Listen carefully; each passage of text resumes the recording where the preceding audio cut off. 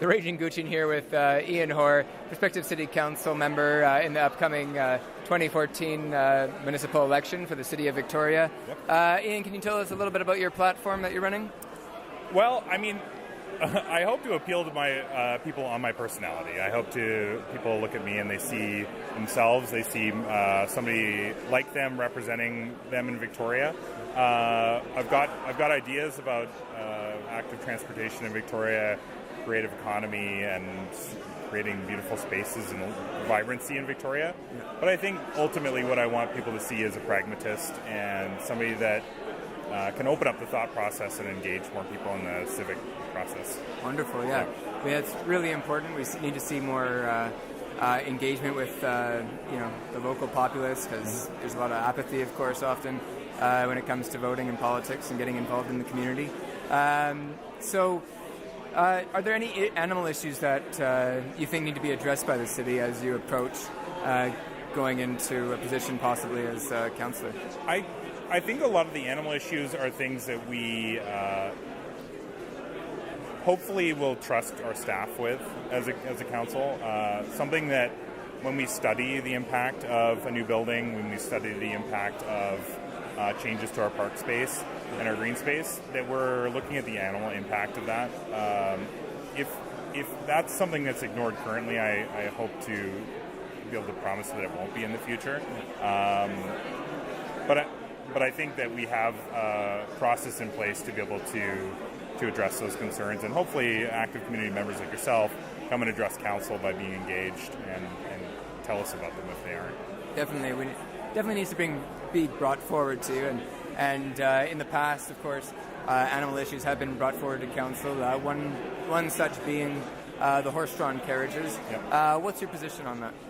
On whether they should exist? Whether they should continue to exist in Victoria. I think we're fairly unique in the fact that we have those, and it's not necessarily something that we need in Victoria. If there's a cruelty aspect to that, or aspects of maltreatment of the animals, then it's something we should definitely consider stopping. Without interfering too much in that individual business, we can, as a local government, create some restrictions around how those businesses are operated, which I think is, to the benefit of animals, is probably a good thing. Yeah. So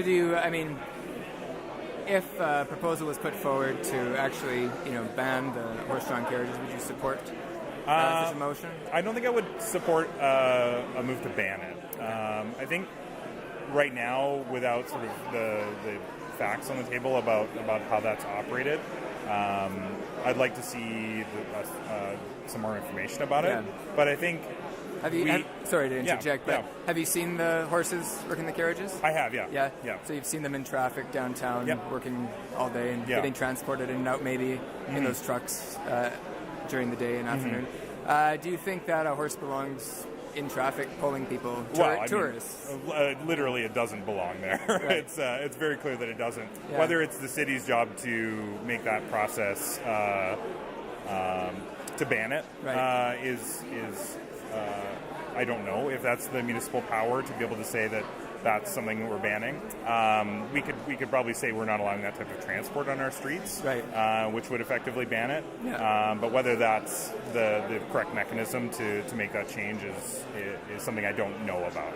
I'm not totally sure about that right now. Do you see? And this is going to be a tough question, but do you see that the city has a responsibility for the interests of the other animals, whether they be the cats and dogs, or whether they be the horses, or whether they be the deer and such, to make sure that their interests are accounted for when we think about those that exist in our community, as much as other marginalized groups? I think it belongs to every level of government to pay attention to their purview. So there are definitely things that as a city we can't affect, but we probably would be nice to be able to. Yeah. I think just having members of the council that are friends of animals and people that can identify, cruelty and the ways that we operate, for instance, the horses perhaps, that we can, make those laws around I guess, just our purview and make sure that we are doing the most that we can to protect our corner of the playing field. Okay. Yeah. And another issue I was just going to bring up in relation to not so much the city of Victoria, although it certainly does apply here, but is the deer call, which you've probably heard about, which is proposed for Oak Bay, and looks like they're going to be trying to push for that to happen in January. Yeah. You know, as obviously all of our communities are very closely related, and people go in and out. I mean, what's your position on the deer call? I think the deer call sounds a lot like what the rabbit call sounded like at UVic, and it was something that went back and forth for many years. That it's not necessarily something that's going to have a right answer for everyone. If we talk about the right answer for the animals, it's obviously not to call. And then there will be people that shout on the other side that their flower beds are important as well. So. As a council position, it's very difficult to make a right call in that situation. But I hope to meet with people like yourself and hopefully discuss the ways that, the pros and cons.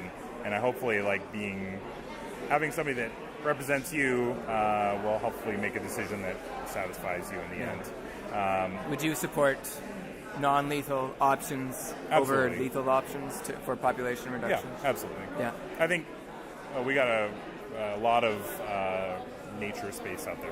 So the idea that we have to kill them instead of paying the extra buck to move them is, even if it is an extra buck, is just a bit lazy. Yeah. Okay. Yeah. All right. Thanks very much for your time, Ian. I really appreciate it. Yeah, thanks very much. And good luck in the upcoming election. Awesome. Thanks a lot. All right, take care. Okay.